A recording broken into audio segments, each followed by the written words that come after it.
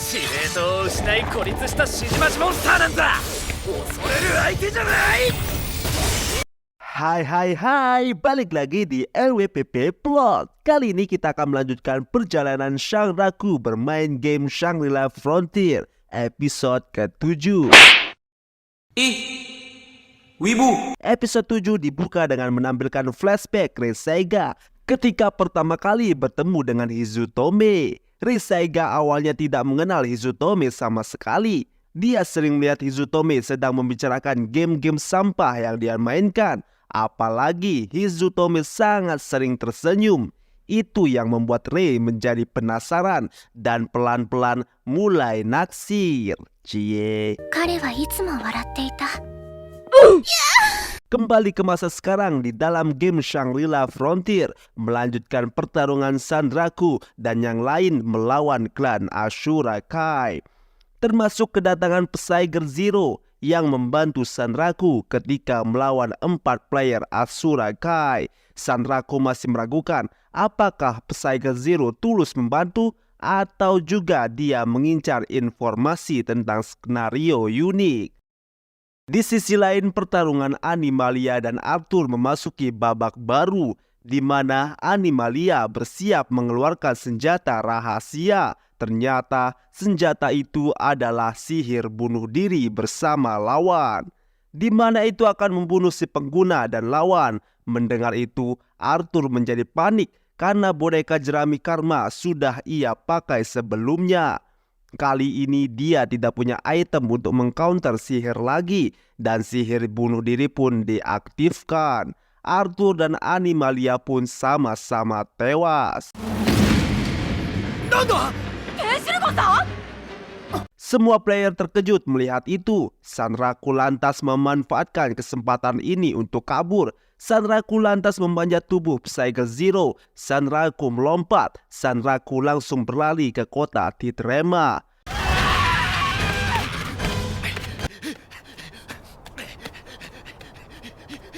Reiseiga bukannya marah karena Sanraku melompat dengan menginjak tubuhnya, tapi justru dia menjadi tersipu malu sendiri.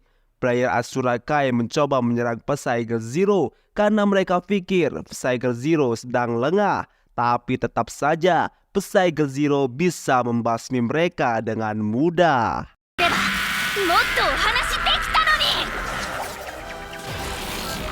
Sementara itu Sanraku dan Emul sudah berhasil menuju kota dan membuka pintu menuju Rebituza. Saat di Rebituza, Sanraku mendapat pesan dari kesatria pensil atau Arthur Pensilgon. Intinya, Arthur mengajak Sanraku ketemu di game Unite Round. Tidak lupa, dia mengajak Kazuo juga. Tapi tanpa diajak pun, Kazuo rupanya sudah menyetujui untuk bertemu dengan Arthur. Kali ini Sanraku akan mulai fokus ke skenario unik, di mana Sanraku akan memulai latihannya. Emul mengantarkan Sanraku ke tempat latihan Rebituza yang bernama Colosseum Portal. Di sini Sanraku harus melawan 10 monster yang sudah disiapkan oleh Vash. Dan juga Sanraku tidak boleh menggunakan senjata selain senjata Forval. Sanraku sudah bersiap dan monster pertama yang dihadapi Sanraku adalah monster Peckhound. Sanraku terkejut karena Peckhound bukanlah satu monster, tapi monster yang menyerang secara berkelompok yang terdiri dari 5 atau lebih yang rata-rata berlevel 60. Dan ya, dalam serangan pertama Sanraku langsung kalah. Kembali ke dunia nyata, di mana di dalam kamar Reiseiga, dia sedang kegirangan karena melakukan kontak dengan Sanraku dalam game Shangri-La Frontier. Rei berniat di pertemuan selanjutnya, dia mau mengirimi Sanraku permintaan pertemanan.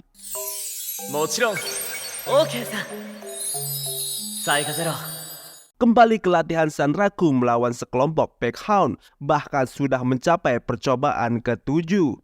Kelompok Peckhound mulai menyerang. Sanraku kesulitan melawan Peckhound karena pergerakan mereka yang sangat terorganisir, seperti ada yang memandu mereka. Sembari menyerang dan menghindar, Sanraku mencari pemimpin dari Peckhound. Sanraku lalu menyadari selama pertarungannya hanya ada satu Pekhound yang berada di tempat aman dan tidak pernah menyerang dirinya.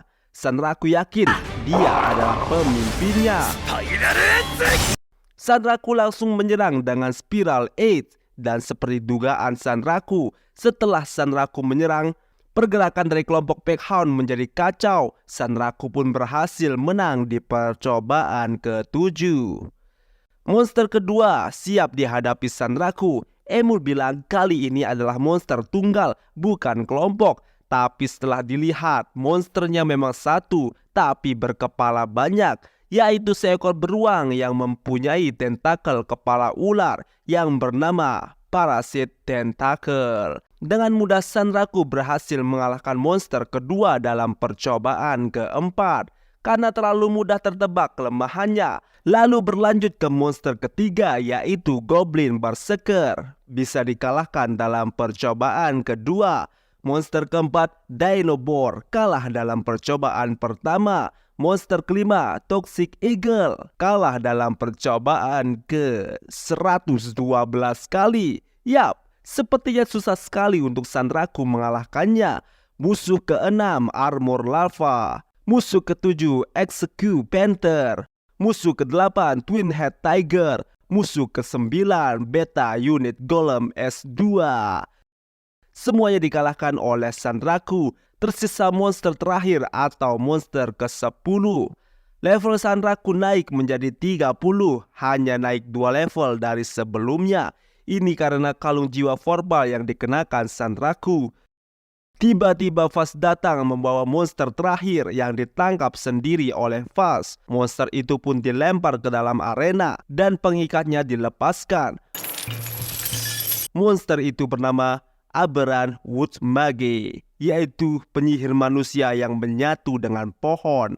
Karena level Sanraku masih tidak memungkinkan untuk mengalahkannya, maka Fast membuat kemenangan istimewa, yaitu Sanraku bisa dinyatakan menang jika bisa bertahan hidup selama 5 menit saja. Sanraku merasa itu mudah sekali, tapi saat sedang berbangga diri, tiba-tiba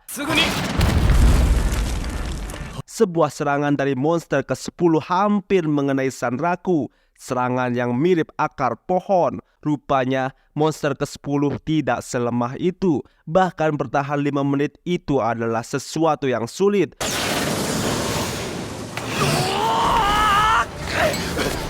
Faktanya, dari 30 juta pemain Shangri-La Frontier, Sanraku adalah orang pertama yang melawan monster ini. Bahkan hal tak diketahui Sanraku adalah level rata-rata Aberrant Woodman adalah level 120. Dan episode 7 pun berakhir. Wah, seru sekali. Di episode selanjutnya kita akan melihat pertarungan Sanraku melawan Aberrant Wood Mage. Wah, sepertinya seru sekali. Jika begitu, jangan lupa like, komen, dan subscribe. Dan dukung terus channel ini agar Mimin tambah semangat.